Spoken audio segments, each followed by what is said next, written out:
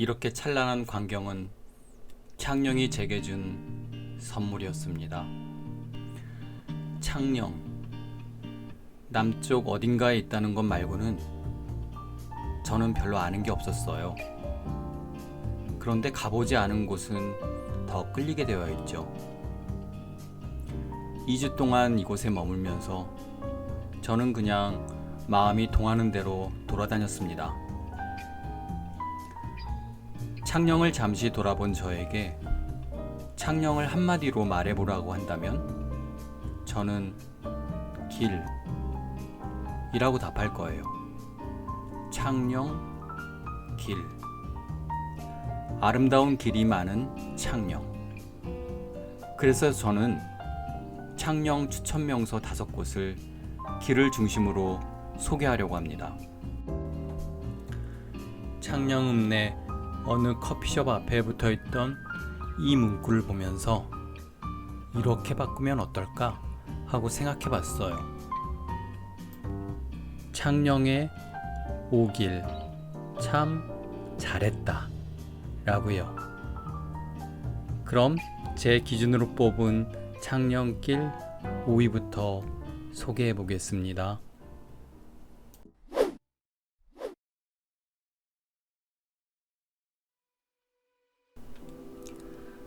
저기 저 아름다운 고분의 능선이 보이시죠? 저는 창녕 박물관에 왔다가 주차를 하고 뒤를 돌려보는데 완전 딴 세상인 거예요. 경주의 큰 고분을 생각했었는데 이 창녕 고분은 위압적이지도 않고 왜소하지도 않고 옹기종기 모여있는 게 애정이 뿜뿜 나왔어요. 게다가 오늘 비가 그치고 안개가 적당히 배경으로 흐르고 있어서 더욱 신비하게 보입니다. 창녕 고분은 가야의 한 갈래인 비화가야 지도자들의 무덤군입니다. 1600년 전 가야의 사람들, 자신의 지도자들의 무덤을 어떤 마음으로 만들었을까요? 다른 지역의 고분들보다 더 애정이 가는 이유가 궁금하네요. 도대체 무덤이라는 생각조차 들지가 않았어요. 고분들 사이길을 걸으면서 제가 마치 타임머신을 타고 가야 시대에 와 있다는 상상을 했어요. 고분길을 걷고 나면 바로 옆 창녕 박물관에서 창녕의 역사와 유물을 구경합니다. 얼마 전 뉴스에서 본 송현이 발굴과 관련된 자세한 이야기도 읽었습니다. 박물관을 한참 보고 나서 다시 나와 고분을 멀찍이 쳐다봤어요. 그리고 저에게 다시 묻습니다. 무덤이 왜 이렇게 아름다운 거지? 참 이상하네.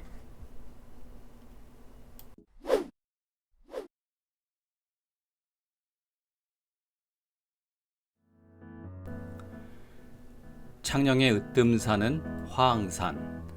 우리나라 100대 명산 중 하나로 꼽는 곳이 많죠. 그래서 이것을 안 가본다면 서운할 거예요. 화왕산은 등산로가 많아요. 어디로 등산할까 고민하다 지난번 관룡사 왔을 때 화왕산 스토리길이 숲으로 우거진 길이었던 것으로 생각나서 이곳을 택했습니다.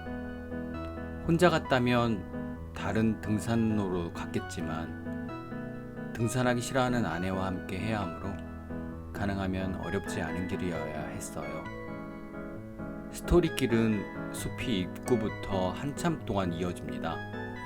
덕분에 어찌나 시원한지 땀은 좀 났어도 더운 줄 모르고 힘 안 들게 올라갔어요. 오르는 길이 가파르지도 않고 평탄하고 좋아요. 옆으로 흐르는 옥천 계곡 물소리도 시원함을 거들었죠. 창녕에 석빙고가 있는데요. 저는 창녕에 석빙로도 있다고 말하고 싶어요. 여름에는 이곳에서 등반을 시작하는 것도 좋겠다는 생각을 해봅니다. 오르는 도중 갑자기 비가 내리는 바람에 등산을 중단하고 내려오게 되어서 아쉬웠어요. 허준 세트장과 억새밭, 그리 높지 않은 정상이 기다리고 있었는데 말이죠. 다음에는 꼭 정상까지 가보려고 합니다. 대신 관용사를 거쳐 용선대를 올라갔는데요. 용선대가 관용사 바로 옆인 줄 알고 만만하게 생각했다가 땀을 많이 흘렸네요. 그리고 만만치 않은 길이니까 조금은 힘들 거라 생각하고 오르시면 됩니다. 화왕산을 가신다면 관용사도 꼭 들러보시길 추천드립니다.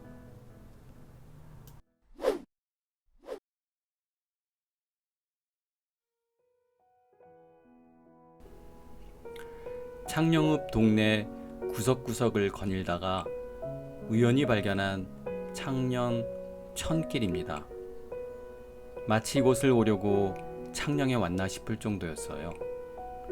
서울에 청계천길이 있다면 창녕엔 창녕 천길이 있네요.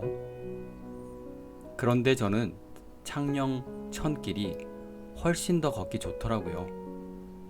이런 길은 매일 걸어도 좋을 것 같아요. 아침 저녁으로 말이죠. 아기자기하게 놓인 돌길, 여기저기 자연스럽게 핀 꽃들이 완전 저희 취향이었어요. 아래 맨 끝까지 내려가 보지는 않았지만 이 길은 1시간 넘게 걸어도 저는 좋겠습니다. 창녕의 숨은 보석길입니다. 자, 그럼 잠시 감상해 보시죠. 꽃밭이야 완전히. 와,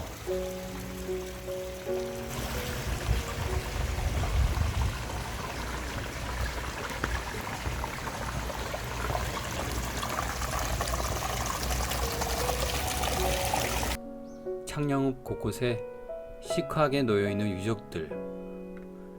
난 그냥 1200년 정도 됐어 하는 듯해요. 슬슬 걸어다니는 것만으로도 마음이 넉넉해집니다. 이곳 이발소의 사장님이 어떤 분인지 궁금합니다.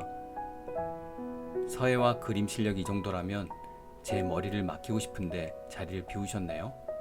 다음에 와서 이발을 해봐야겠어요.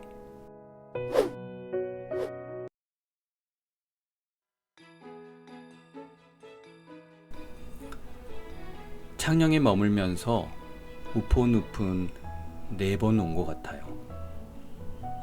창녕하면 우포늪이죠.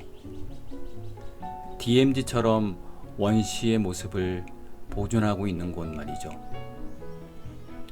우리나라에 늪지역이 여러 곳이 있었는데 관리가 어렵대요. 다른 곳들은 대부분 개간되었다고 하네요. 우포늪이 보존되어서 지금은 창녕의 보물 같은 곳? 아니, 대한민국의 보물이 되었죠. 직접 와서 보니까 우포늪이 보존된 곳이 얼마나 다행인지 알게 되었어요. 사실 우포늪은 사지포, 목포, 우포, 쪽지뻘 이렇게 4곳의 습지가 합친 곳을 말해요. 그중 우포가 가장 커서 우포늪이라 불리게 된 것인가 봐요. 우포늪 둘레로 제방이 있고 이곳을 걷거나 자전거로 둘러볼 수 있어요. 저는 처음엔 자전거로, 그 다음엔 걸어서 우포늪 주위를 돌아다녔어요. 새벽에도 가고 해질녘에도 가봤는데 언제 가더라도 신비스러운 원시의 기운이 느껴져서 좋았어요. 전체를 둘러도 좋겠지만 우포 둘레만 돌아도 좋을 거예요. 힘들면 자전거를 대여해서 자전거 코스만 둘러봐도 너무 좋아요. 영원히 이대로의 모습을 간직했으면 좋겠습니다.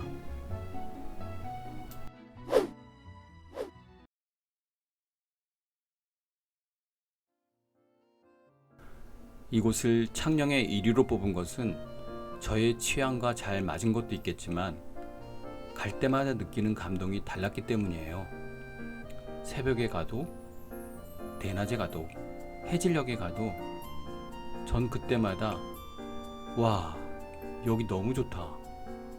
한강변이 여기 될 수 있을까? 여기에 살고 싶은데? 라고 진지하게 아내에게 말했어요.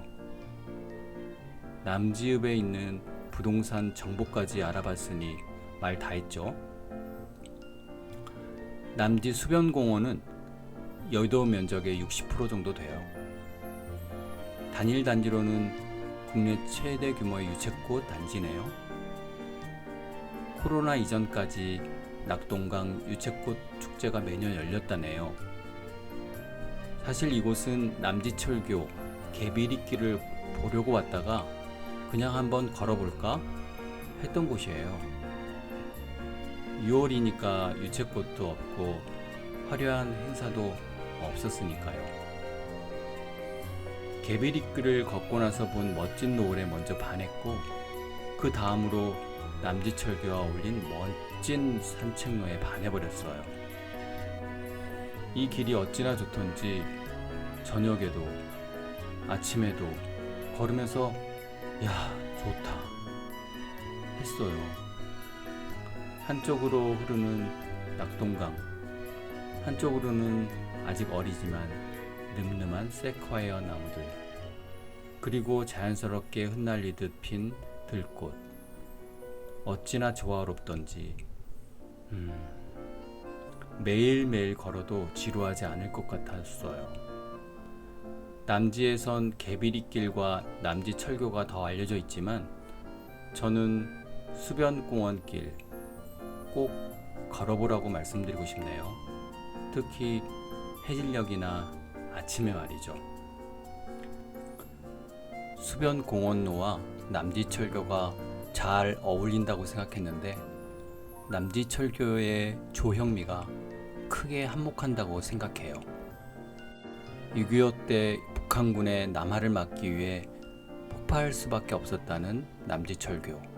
이렇게 아름다운 곳이 낙동강 전투 최후 방어선이었다고 하니까 이곳에서 피 흘리며 싸운 수많은 전사자분들에게 감사함이 몇 배나 컸어요. 그래서인지 이곳의 아름다움이 제게 몇 배의 감동으로 다가왔나 봅니다. 창녕 5기를 중심으로 창녕에 가볼 만한 곳들을 소개했어요. 5곳이 모두 가족과 함께 걸을 수 있는 힘들지 않은 곳이에요. 창녕은 우포늪과 공룡 발자국 화석터와 같은 원시시대를 감상할 수 있고요. 고대사인 유적을 볼 수 있는 창녕 고분, 관룡사, 3층 석탑, 그리고 근대사 유적인 남지철교 개비리길. 창녕은 한국사를 공부하기에 더없이 좋은 곳이었습니다.